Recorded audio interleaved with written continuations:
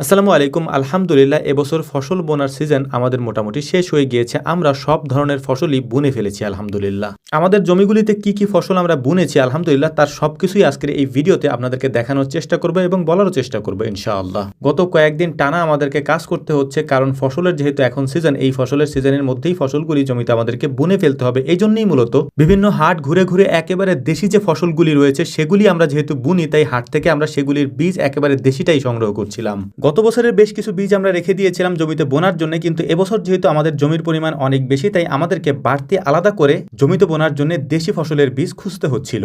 আজকে আমরা সংগ্রহ করেছি দেশি মুসুরের ডাল এবং কালো জিরা। এর পাশাপাশি আমরা এখান থেকে নিয়েছি অল্প একটু জায়গায় লাগানোর জন্য দেশি রসুন। হাটের কাজগুলি শেষ করার পর আমরা মাঠে চলে এসেছিলাম মাঠের কাজগুলি করার জন্য, অর্থাৎ জমি চাষ দেওয়ার জন্য। জমি চাষ দিতে দিতে আমাদের একেবারে প্রায় বিকাল হয়ে যায়, তখন বাড়ি থেকে আমাদের জন্য দুপুরের খাবার আসে। আমাদের জন্য বাড়ি থেকে দুপুরের যে খাবার পাঠিয়েছে তার মধ্যে ছিল লাল চালের ভাত, মুরগির মাংস এবং মাছ। কথা প্রসঙ্গে কয়েকটা গুরুত্বপূর্ণ কথা আপনাদেরকে বলে দেই, সেটা হচ্ছে যে আপনারা যারা আমাদের কাছ থেকে লাল চাল, তারপর হচ্ছে যে চালের গুঁড়ি, ঘি, সরিষার তেল এগুলি যারা অর্ডার করছেন তাদের জ্ঞাতার্থে একেবারে স্পষ্ট করে বলছি, আমাদের এই সব পণ্য একেবারে দেশি। এটার কারণ হচ্ছে এগুলি আমরা নিজেরাই চাষ করে থাকি এবং চাষ করার পর আমাদের এখানে যতটুকু হয় এর বাইরে আমরা যা সংগ্রহ করি বাকি কৃষকদের কাছ থেকে সেটাও সংগ্রহ করা হয় আমাদের এই ফসলের অনুকরণে একেবারে পিওর দেশিটা। আর এই দেশি হওয়ার কারণে আপনাদের আমাদের প্রতি যে আস্থা রয়েছে, এই আস্থার পরিমাণ দিন দিন যে পরিমাণ বাড়ছে এটা দেখে আমরা নিজেরাও অবাক হচ্ছি যে এত মানুষ দেশি খাবার কেমনে খুঁজতে পারে। প্রথমে মনে করেছিলাম যে দেশি খাবার বা দেশি খাদ্যপণ্য এগুলি কয়জনই বা খাবে, তবে আলহামদুলিল্লাহ আপনারা এখন যেটা করছেন এটা আসলে দেখে আমরা খুবই অবাক হচ্ছি।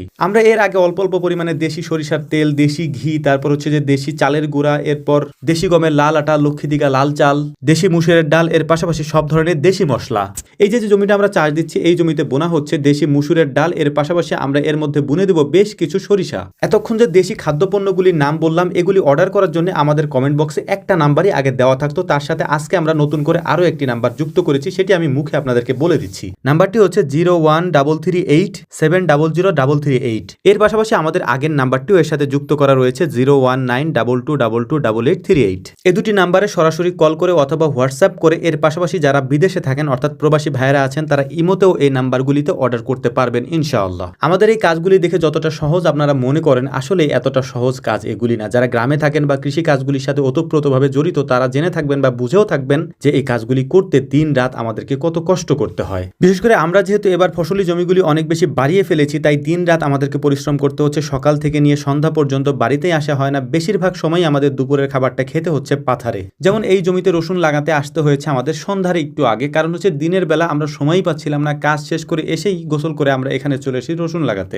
এখন যে জমিটা আপনারা দেখতে পাচ্ছেন এই জমির অর্ধেক